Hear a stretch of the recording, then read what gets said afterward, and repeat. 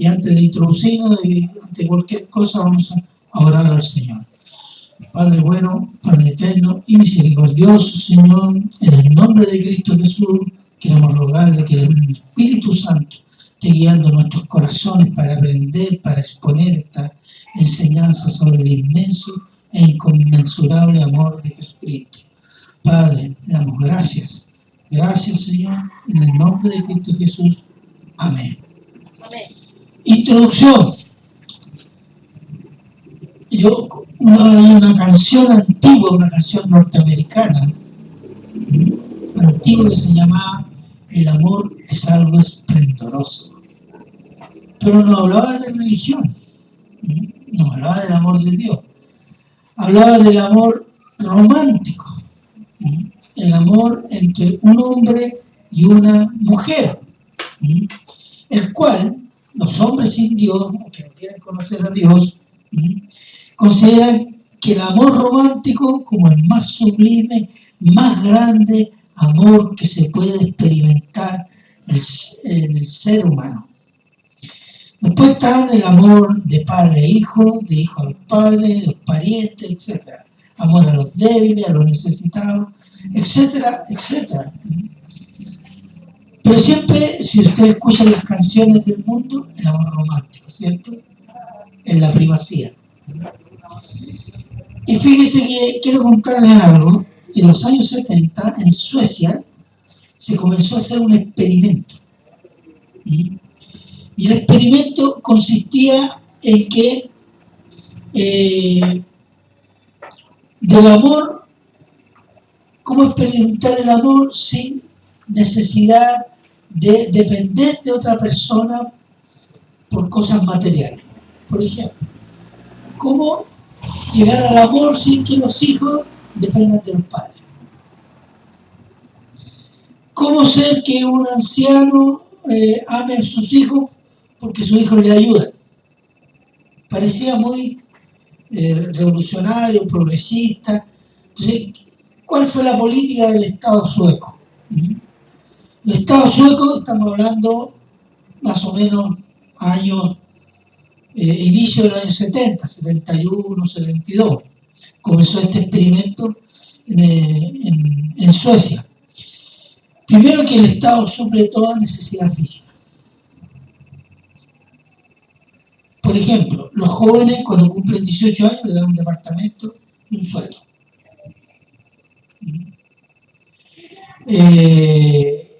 Si las niñas tienen relaciones sexuales, los anticonceptivos son gratis, en cualquier momento del día y de la hora. En fin, una serie de regalías físicas a cada individuo. Una mujer que atendiera sola a su casa, el Estado le daba un sueldo para que no dependiera del marido. Esto creció con los años. Y el otro, digamos, la parte culminante de este proyecto era la libertad sexual. La libertad sexual. Entonces, a muchos europeos les encantaba ir a Suecia. Uno se imagina por qué. Hombres jóvenes y mujeres jóvenes de otra Europa iban a veranear a Suecia. ¿Por qué? Vaya a saber. Entonces, y esto fue un terreno abonado cuando llegó la ideología de género.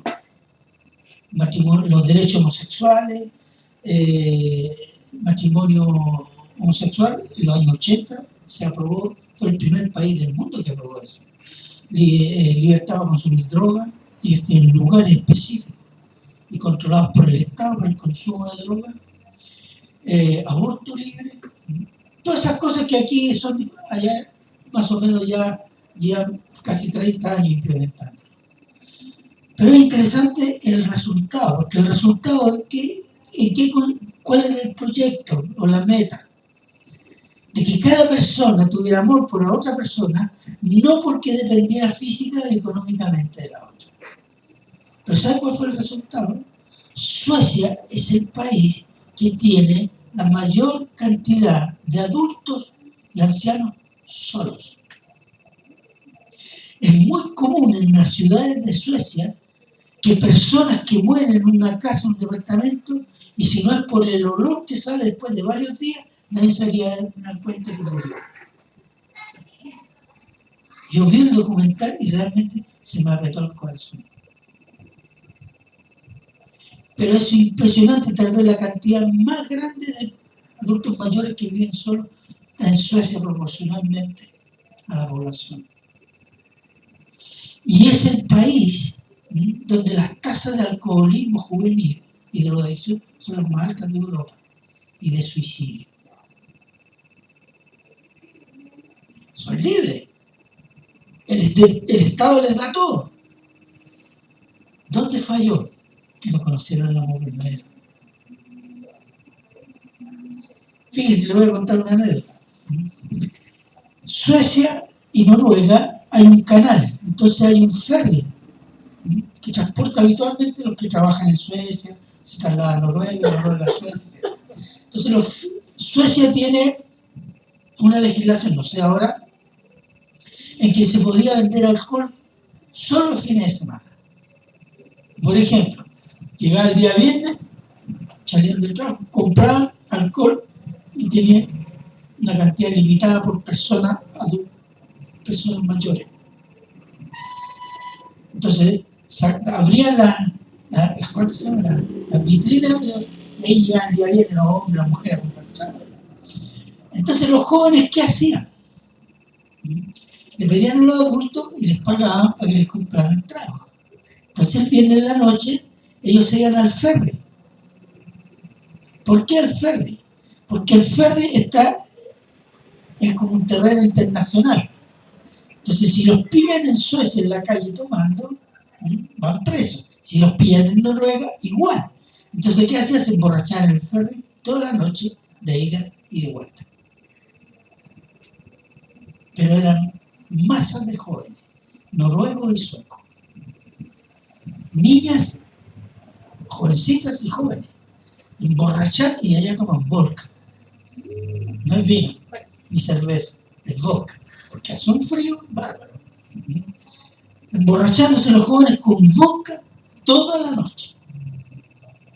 Y el ferry, por suerte, tiene que cumplir horario, allá, acá, allá. Y realmente, y las cifras, cuando empecé a leer cifras, es impresionante. Estaba en un país más progresista. Lo muestran como ejemplo, pero lo muestran a otras cifras. Y la razón que no conocen y no conocieron el amor verdadero. Ese experimento se basó en ¿qué? En el amor humano. De eso vamos a hablar, del amor verdadero. Primera de Juan 4, 7 al 11. Les leo.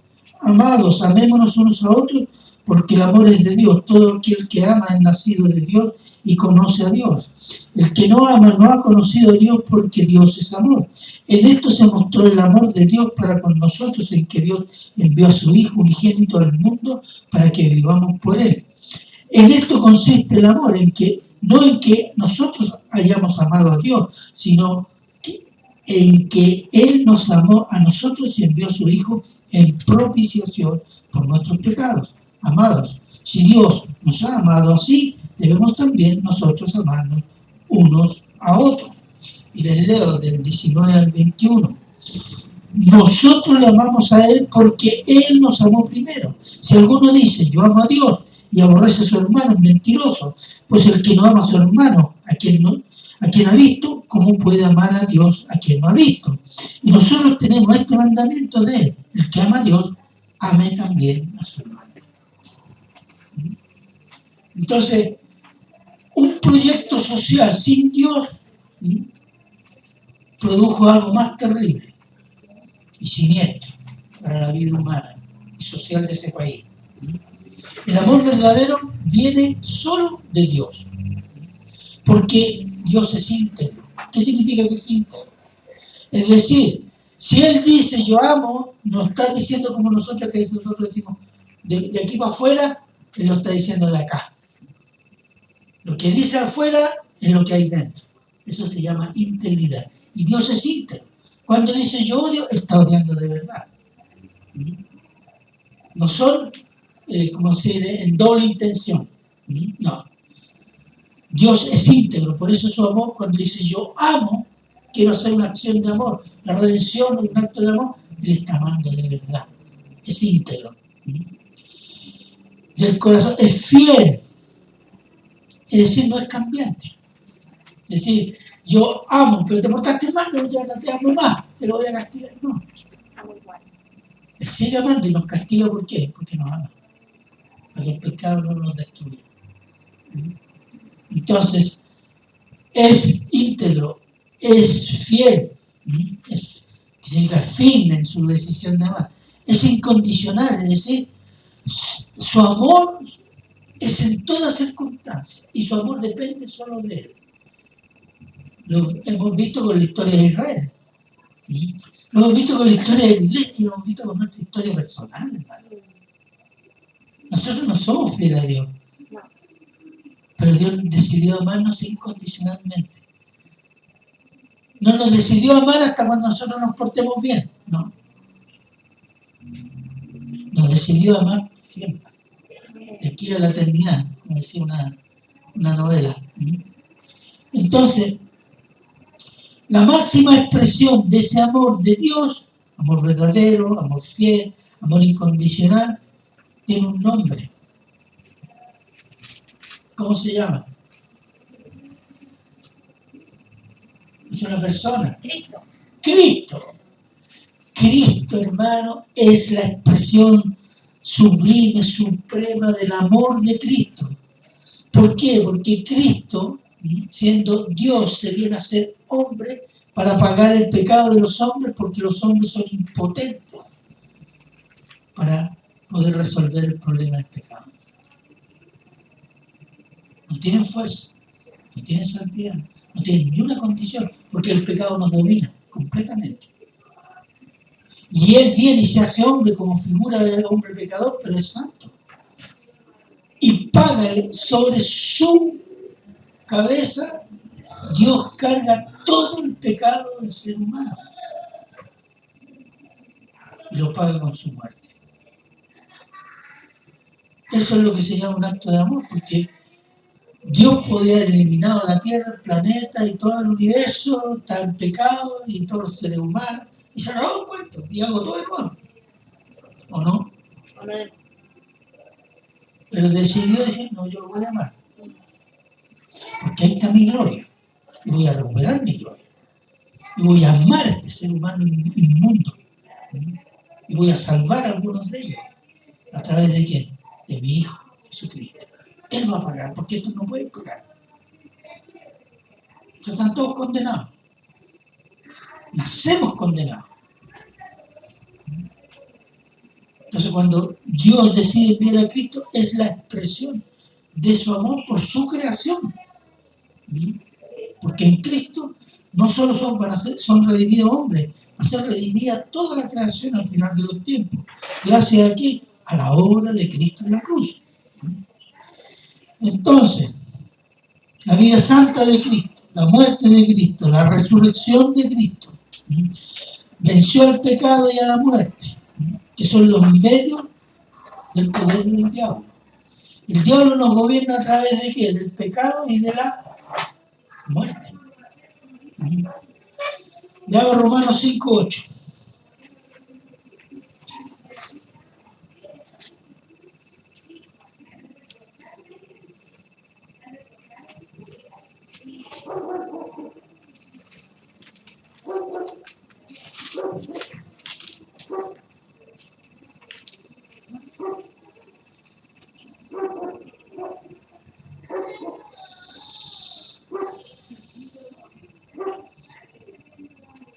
¿Qué dice? Amén. Más Dios muestra su amor para con nosotros, sin que siendo aún pecadores, Cristo murió por nosotros. ¿Hay algo más grande que eso? No. Cristo no murió por los buenos porque no había ninguno bueno. Él murió por nosotros. En Efesios, estando muertos nosotros en delitos y pecados, Él vino y pagó por ese pecado. Romanos 5:5. Ahí mismo.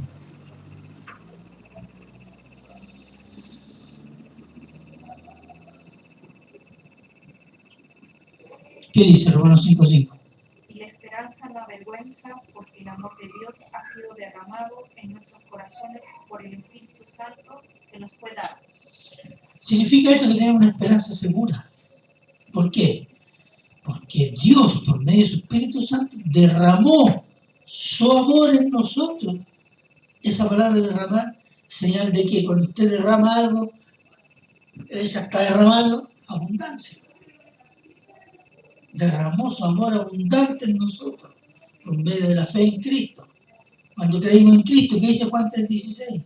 Porque de tal manera amó Dios al mundo que ha dado su Hijo, esa es la expresión de amor, unigénito, para que todo aquel que en Él crea no se pierda, o sea, no se condene, mas tenga vida eterna. Entonces, en Cristo tenemos la expresión más grande y sublime del amor de Dios. Más encima, cuando creemos, ese amor de Dios viene derramado por el Espíritu Santo en nosotros. ¿Para qué? Para que lo amemos, para que aprendamos a amar. Porque el ser humano, el amor del ser humano sin Cristo es un amor egoísta. Yo te amo si tú me amas. Eso lo escuchamos todos los días y lo hemos dicho incluso. No te quiero más, porque te portáis mal. ¿Ah? No te amo más.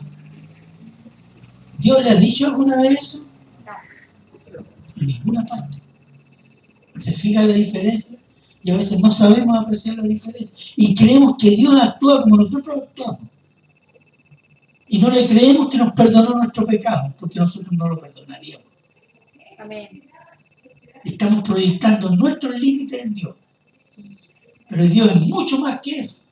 Si pudo enviar a su Hijo a pagar por nuestra maldición, y nos salva y nos saca, seres inmundos, pecadores, rebeldes, que odian a Dios, y terminan amando a Dios.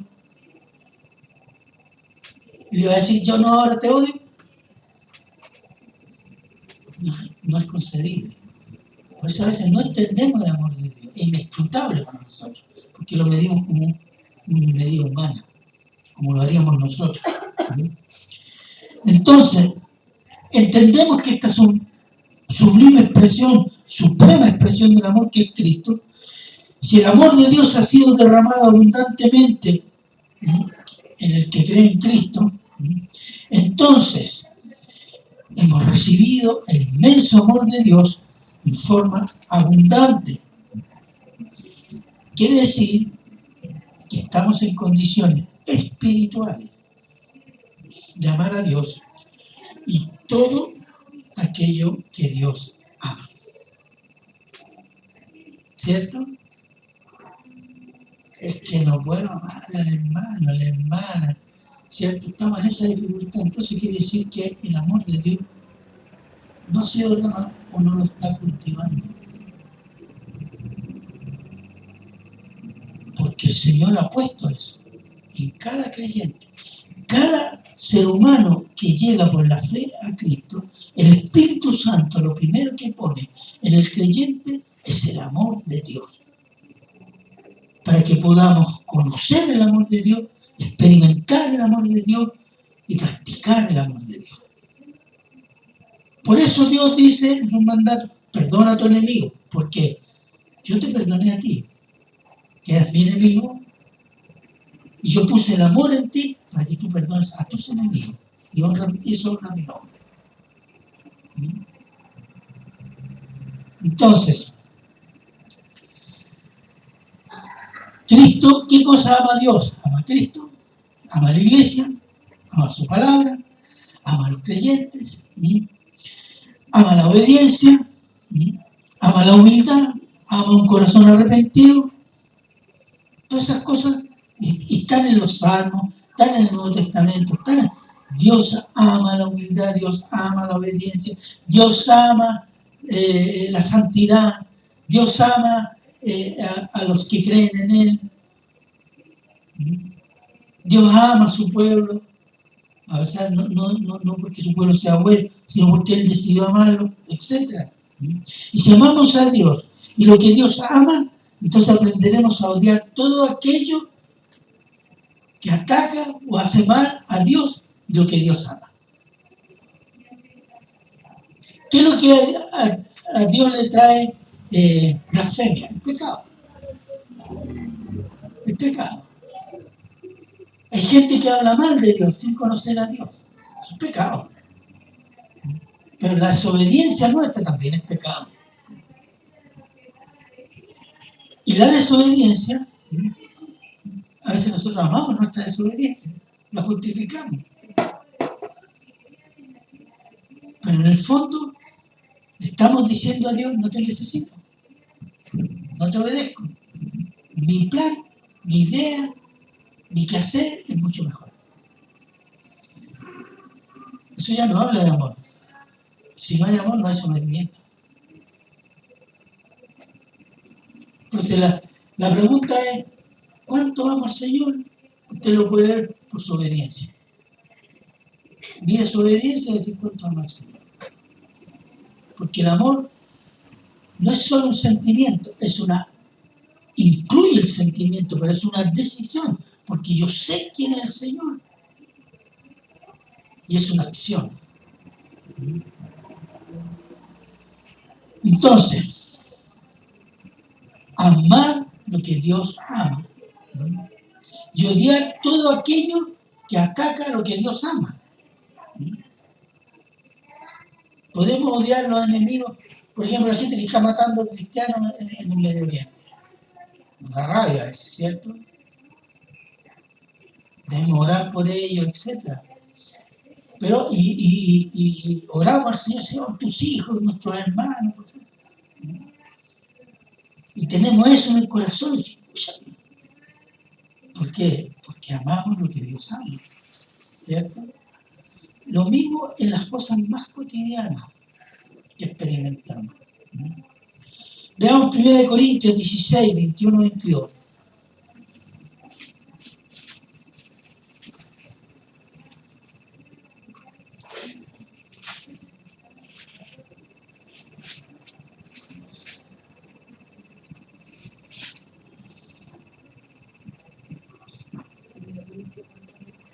¿16? Sí, 21, 22. 22. Hasta el final casi. ¿Qué dice? Amén.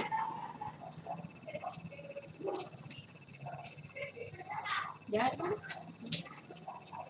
Dice, yo Pablo os escribo esta salutación de mi propia mano. El que no amare al Señor Jesucristo sea anatema. El Señor viene. Amén. Miren lo que dice el apóstol Pablo. El que no ama al Señor Jesús sea maldito. Eso está diciendo. Oh, el apóstol Pablo no tiene amor.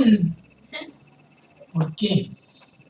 Y fíjese, nosotros hablamos de la experiencia de Suecia, pero el mundo no quiere conocer a Dios sabiendo de Dios y no conoce el amor de Dios. Cuando no queremos conocer a Dios ni el amor de Dios y lo que sea de Dios, la palabra de Dios, es que porque estamos bajo maldición. Y la maldición no viene por Cristo, la maldición viene de Adán y Eva.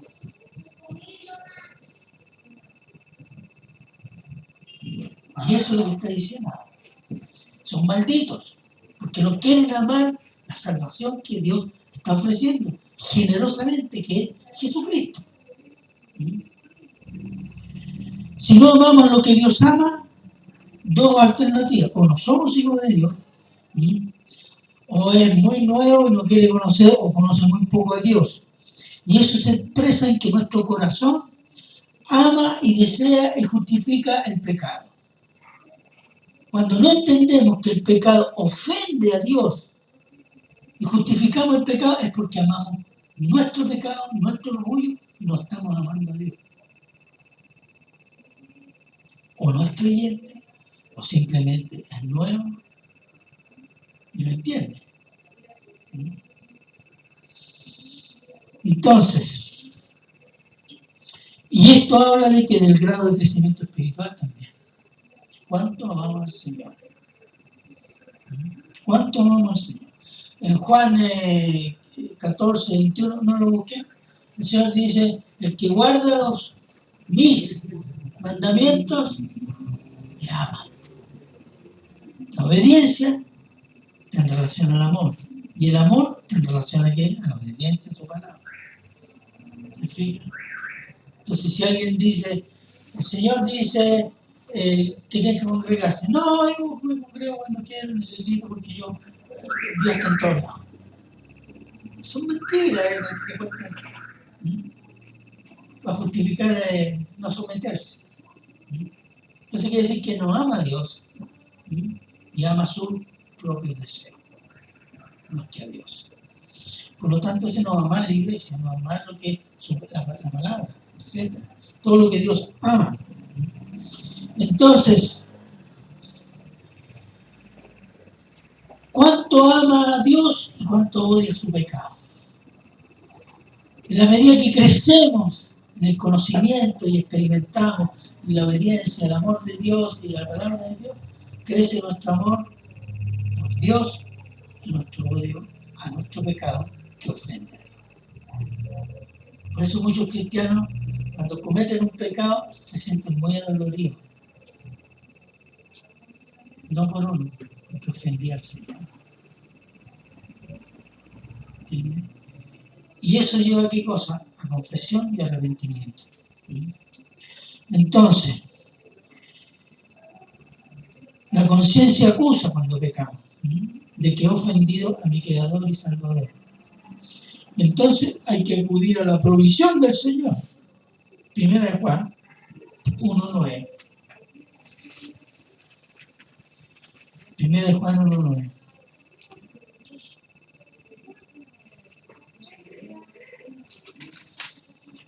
Primera de Juan 1:9. ¿Qué dice? Si confesamos nuestros pecados, Él es fiel y justo para perdonar nuestros pecados y limpiarnos de toda maldad. Amén. ¿Se fija? ¿Cuál es el amor de Dios? Amor fiel. Justo y fiel, ¿para qué? Para perdonar nuestros pecados. ¿Cuál es la condición? Confiéselo delante de Él. No dice, vaya donde el pastor, el diácono, el hermano maduro espiritual y confiéselo delante de Él. No. Te lo confiesa que era ante Cristo. Dice, Señor, yo pequé. ¿Qué significa confesar? Decir lo mismo que dice Dios de su pecado. Señor, yo pequé, pero resulta que el hermano empieza a justificar.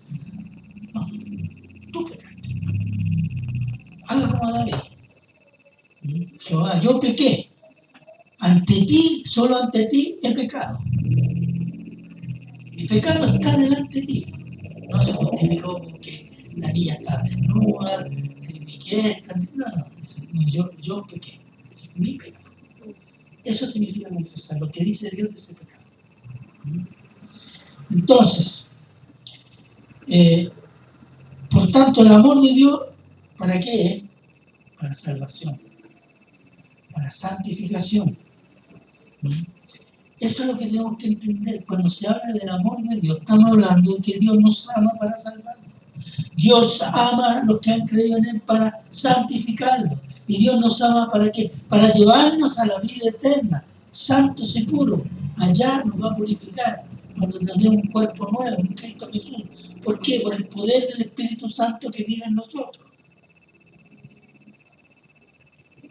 Entonces el amor de Dios es lo más sublime. Es para salvación, santificación, vida eterna. No es para bendecir el pecado. Si alguien dice, no, hermano, tú estás juzgando, tú no tienes amor. No, si el Señor dice que robar es pecado, yo tengo que decir, tú haz como puedas. Yo soy más misericordioso que el Señor, no te digo nada. Mentira, eso no es misericordia. Eso es el alcahuete del pecado. Y confundirlo con el amor. El amor es decirle a un ciego que si sigue por ese camino va a caer en un precipicio. El amor es decirle a los incrédulos, miren, que si siguen el pecado son condenados a la muerte eterna que se llama infierno. No, eso es terrorismo. Terrorismo espiritual. Entonces, ¿qué quiere? Que se vayan contentos y felices al infierno. Pero Dios dice cuál. Cuando el Señor Jesús dice, el que no ha creído en el unigénito, ya ha sido condenado. condenado. Entonces a veces se ha usado esta palabra amor para abusar de qué? ¿Sí? De la aceptación del pecado en la iglesia y en la vida de los cristianos.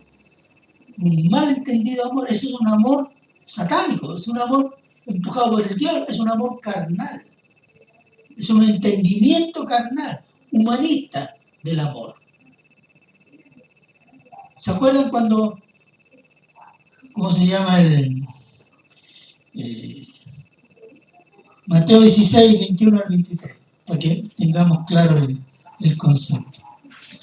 Mateo 16, del 21 al 23.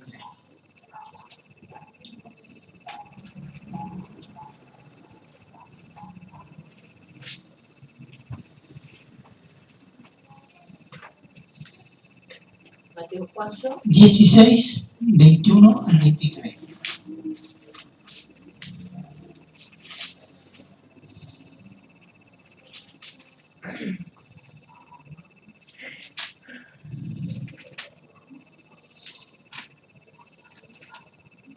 ¿Qué dice?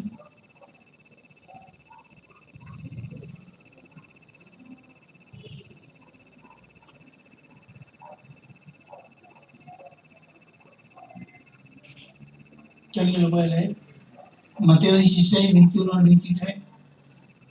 Desde entonces comenzó Jesús a declarar a sus discípulos la era que no dio mucho a sus discípulos, que era necesario ir a Jerusalén y padecer mucho de los ancianos, ¿está bien? Sí.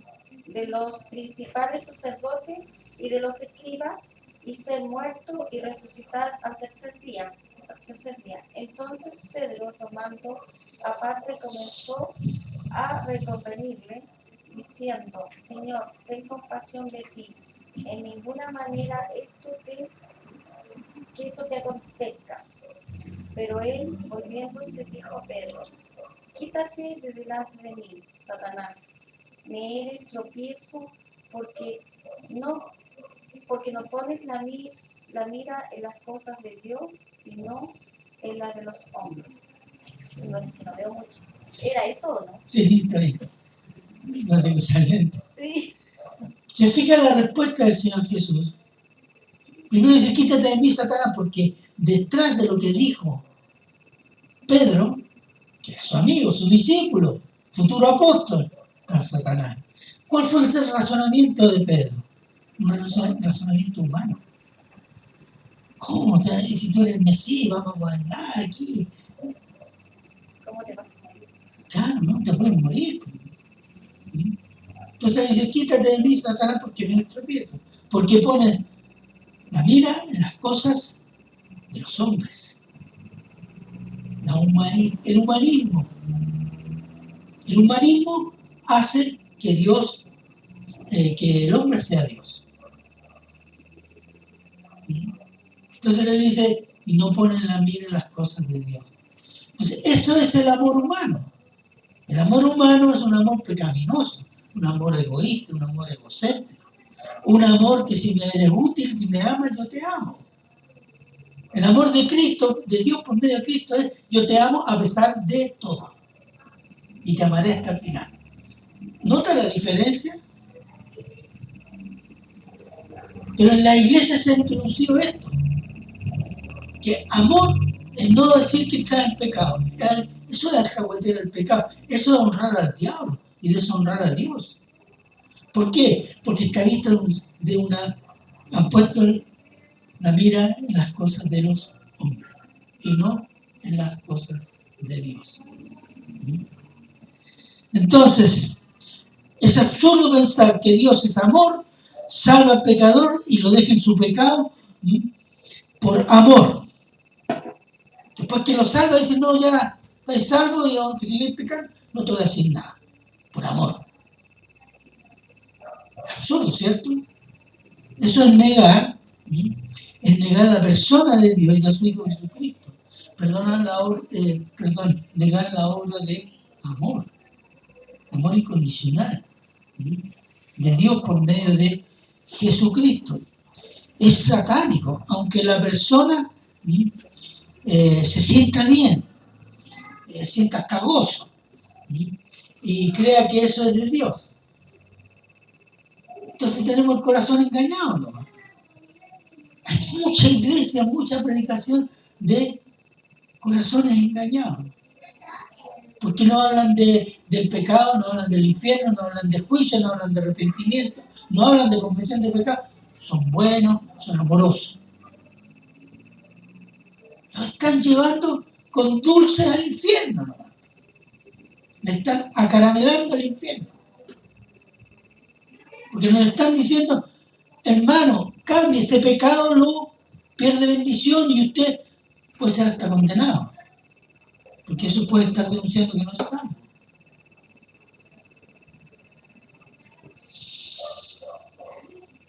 Entonces, la iglesia de hoy ha masticado este concepto hereje del amor de Dios. Se están formando, y hace muchos años ya, cristianos incapaces de luchar contra el pecado. Cristianos que no conocen a Dios ni a Cristo. Y cristianos que traigan cualquier doctrina mundana con tal que diga Cristo o Espíritu Santo.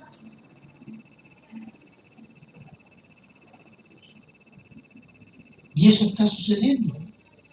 ¿Por qué? Porque no se ha enseñado la Biblia, no se ha enseñado la palabra de Dios, no se ha enseñado la obediencia a la palabra de Dios. Entonces no pueden experimentar a Dios, entonces no pueden discernir el engaño. El diablo usa palabras bíblicas para el engaño. Y dice, si tú la Biblia, debe ser de Dios. Pero no discierne la gente. ¿Por qué? Porque no conoce a Dios. No conoce su palabra, no obedece su palabra. Entonces es muy fácil ser llevado. Cualquier corriente de doctrina. Jeremías 17:9.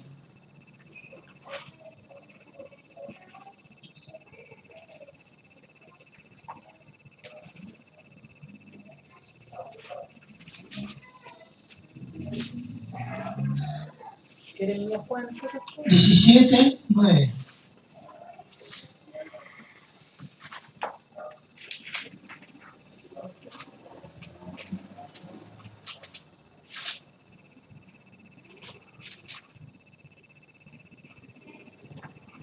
Amén.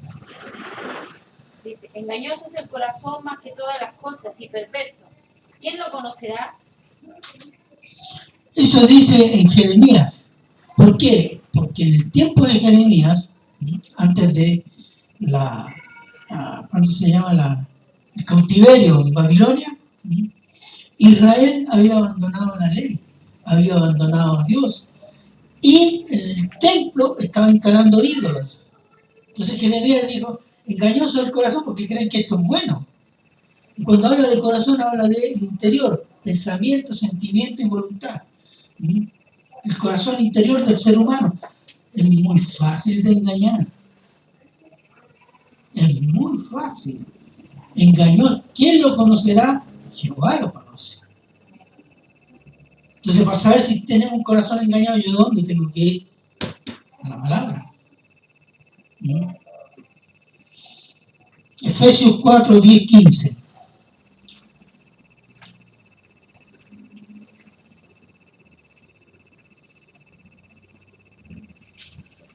¿Perdón, cuánto? Efesios 4, del 10 al 15.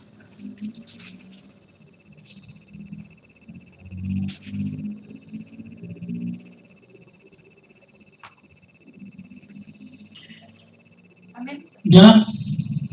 El que descendió es el mismo que también subió por encima de todos los cielos para llenarlo todo. Y el mismo constituyó a unos apóstoles, a otros profetas, a otros evangelistas, a otros pastores y maestros, a fin de perfeccionar a los santos para la obra del ministerio, para la edificación del cuerpo de Cristo, hasta que todos lleguemos a la unidad de la fe y del conocimiento del Hijo de Dios, a un varón perfecto, a la medida de la estatura de la plenitud de Cristo, para que ya no seamos niños fluctuantes llevados por donde quiera, por por doquiera de todo viento de doctrina, por estratagema de hombres que para engañar emplean con astucia las artimañas del error, sino que siguiendo la verdad en amor, crezcamos en todo en aquel que es la cabeza, esto es Cristo. Amén. Cuando dice ahí, en el conocimiento de Cristo, está hablando de la experiencia. Experimentamos a Cristo por medio de ¿qué? De la obediencia. Experimentamos a Dios por medio de la obediencia a su palabra. Entonces dice, crezcamos para no ser llevados en la cabeza de la iglesia, que es Cristo. Crezcamos para no ser llevados por cualquier onda de doctrina que los hombres hacen usando el error y estrategias de error. Aquí en los años 80, primero fue ¿cuánto se llama? El ministerio de la risa, después de la chaqueta, después del vómito santo, después el de la prosperidad, después del decreto, decretar, entonces, y moda. Entonces todos iban para allá. La última alabanza, se fueron a toda la última alabanza. ¿No? Iglesia entera, denominaciones enteras. ¿Y dónde está la palabra? No, es que este es el Espíritu Santo. Mentira. Ahí están engañados. ¿Por qué? Porque cerraron la Biblia. Y no discernieron si esas cosas eran verdad. Era porque mi corazón lo siente así. Engañoso es el corazón. Entonces, ahí tenemos problemas. Tenemos un cristianismo débil, un cristianismo raquítico, un cristianismo humanista, un cristianismo incluso que le hace fiesta al diablo.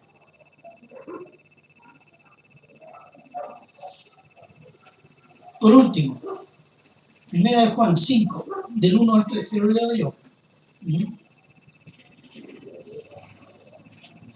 Dice, todo aquel que cree que Jesús es el Cristo, el nacido de Dios.